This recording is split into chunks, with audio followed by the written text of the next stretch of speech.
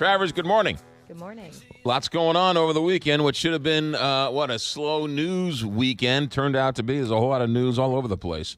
Where do you want to start? You tell me. Let's start with Donald Trump, I guess now full-fledged in support of Roy Moore. Well, not explicitly. He has not said, go vote for Roy Moore. He has not said, go and I support Roy Moore, the candidate, the Republican.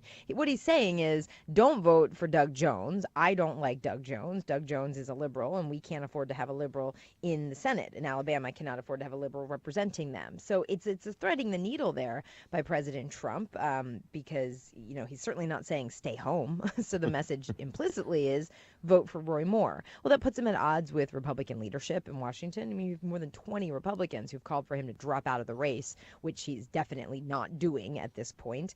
And you even have the president at odds in some ways with his own daughter, who came out forcefully about these allegations about Roy Moore, so much so that she's now featured in an ad by the Democrat Doug Jones. There's a quote from Ivanka Trump in that ad. So this has certainly made things a bit complicated, and Mitch McConnell would like to see the president not weighing in on this. There are still 2 weeks to go until Alabama voters have their say. 2 weeks to go until the vote, but 11 days before the government runs out of money? Yeah, so that's coming up, and Congress has to deal with that. They also have to deal with the debt ceiling. They also have to consider something on DACA and the Dreamers. They're looking at extending children's health insurance plans that had expired at the end of October. And then, of course, the president's big issue is taxes and tax cuts, and he wants this by Christmas. But that doesn't have the deadline that all those other things I just mentioned have.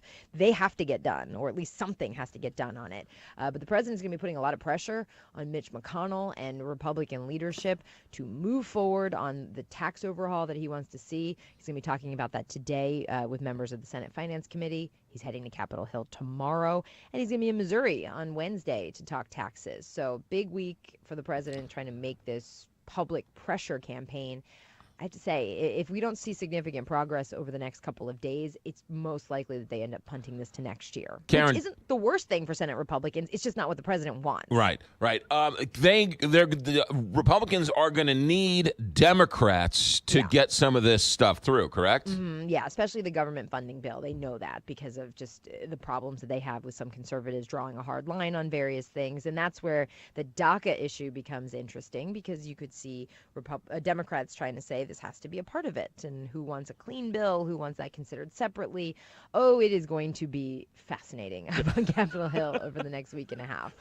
So we'll see. Clock is ticking. Karen Travers, ABC News White House correspondent. We'll let you get back to work. Thanks for checking in.